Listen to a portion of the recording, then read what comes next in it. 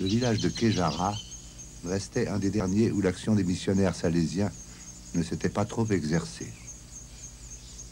Devant une société encore vivante et fidèle à sa tradition, le choc est si fort qu'il déconcerte. Dans cet écheveau aux mille couleurs, quel fil faut-il suivre d'abord et tenter de débrouiller?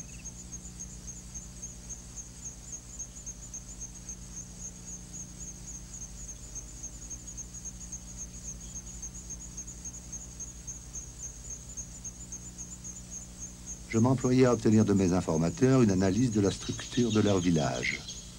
Nous passions nos journées à circuler de maison en maison, recensant les habitants, établissant leur état civil et traçant avec des baguettes sur le sol de la clairière les lignes idéales délimitant les secteurs auxquels s'attachent des réseaux compliqués de privilèges, de traditions, de grades hiérarchiques, de droits et d'obligations. Vu du haut d'un arbre ou d'un toit, le village Bororo est semblable à une roue de charrette, dont les maisons familiales dessineraient le cercle, les sentiers, les rayons, et au centre de laquelle la maison des hommes figurerait le moyeu. À un diamètre du village partage la population en deux groupes. Au nord, les Tchera, au sud, les Tougaré. Un individu appartient toujours à la même moitié que sa mère. Ensuite, il ne peut épouser qu'un membre de l'autre moitié. Les moitiés ne règlent pas seulement les mariages, mais d'autres aspects de la vie sociale. Chaque fois qu'un membre d'une moitié se découvre sujet de droit ou de devoir, c'est au profit ou avec l'aide de l'autre moitié. J'ai le sentiment, maintenant quand j'essaye de reconstituer mon évolution intellectuelle, ce qui est très difficile parce que j'ai une mémoire exécrable, j'ai le sentiment que j'ai toujours été, bon, ce qu'on a appelé par la suite structuralisme, et que je l'étais même enfant. Mais, bien sûr, rencontrer les Bororo, qui sont, si je puis dire, de grands théoriciens structuralistes, eh bien, c'était une bénédiction pour moi.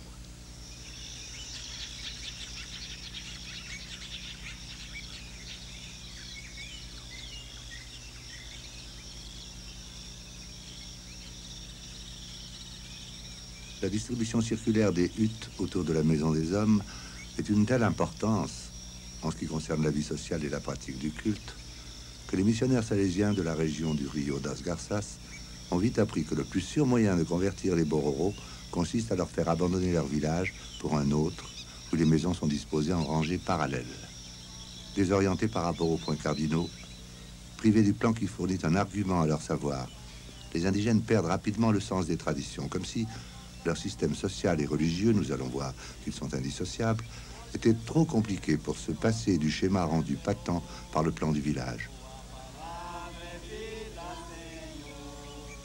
Disons à la décharge des Salésiens qu'ils ont pris une peine extrême pour comprendre cette structure difficile et en préserver le souvenir.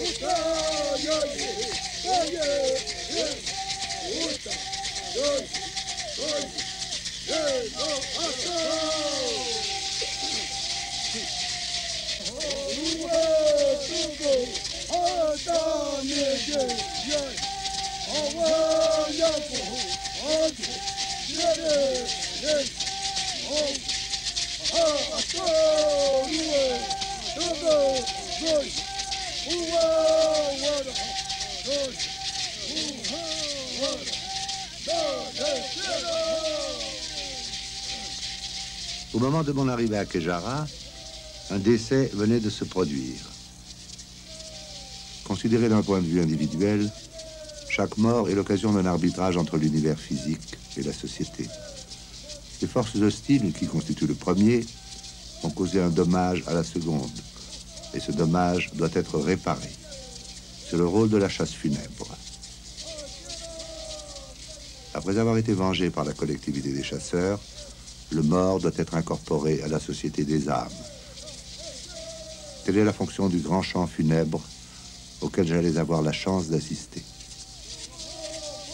Les cérémonies funéraires s'étendent sur plusieurs semaines car leurs fonctions sont très diverses.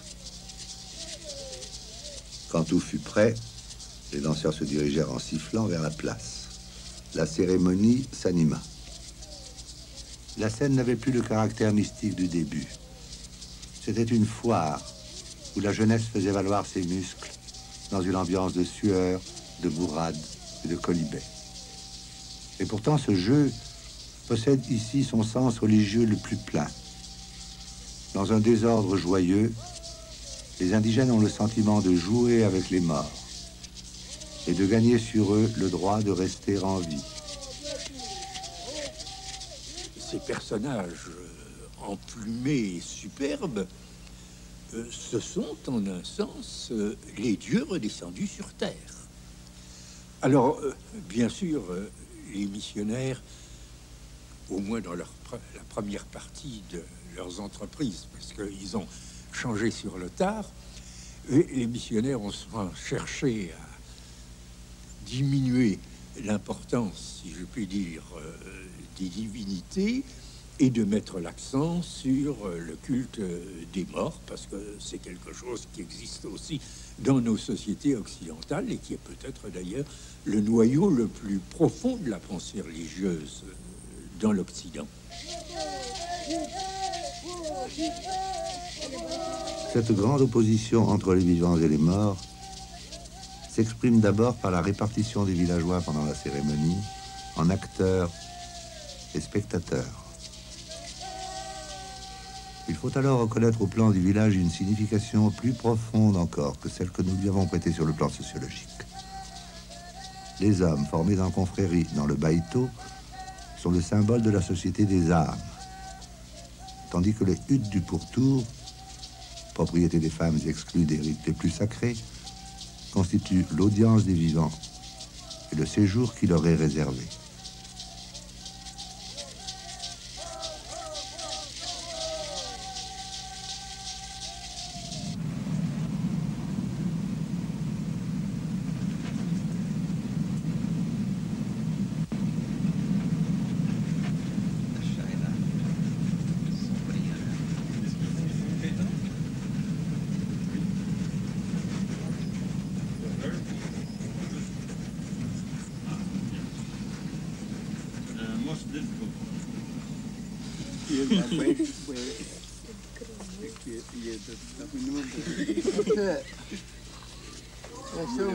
Um bolero que chama Hugo, né?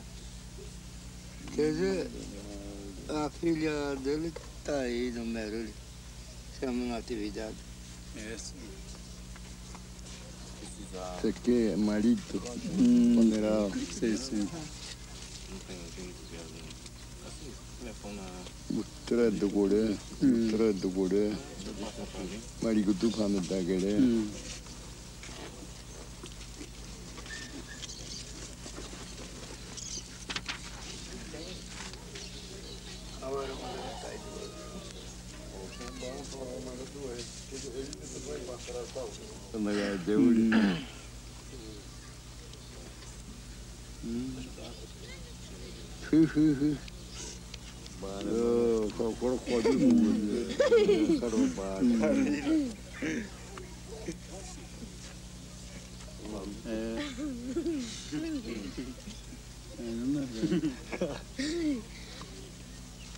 Amare direito curando de cuecura.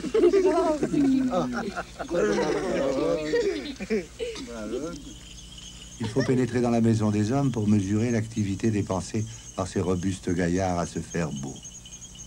Dans tous les coins, on découpe, on façonne, on cisèle, on colle.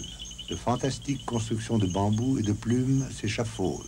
Avec une application d'habilleuse, des hommes à carrure de portefaix se transforment mutuellement en poussins, au moyen de duvets collés à même la peau. Si la maison des hommes est un atelier, elle est aussi autre chose. Les adolescents y dorment.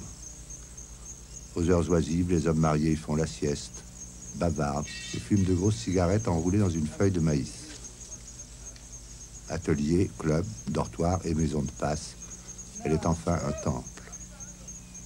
Et pourtant, sa signification dépasse encore celle qui s'attache au centre de la vie sociale et religieuse que j'ai essayé de décrire. Elle résume et assure les rapports entre l'homme et l'univers, entre la société et le monde surnaturel, entre les vivants et les morts.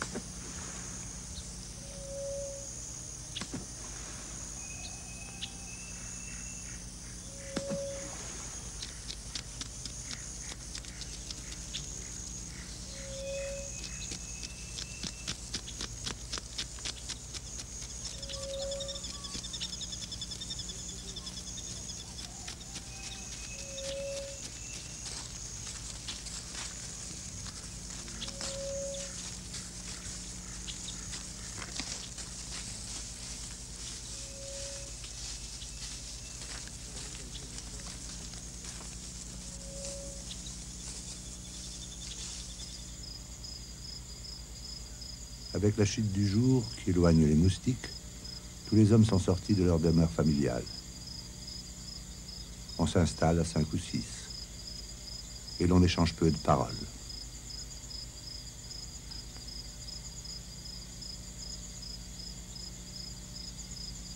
Aux moralistes, la société Bororo administre une leçon. Il écoute ses informateurs indigènes.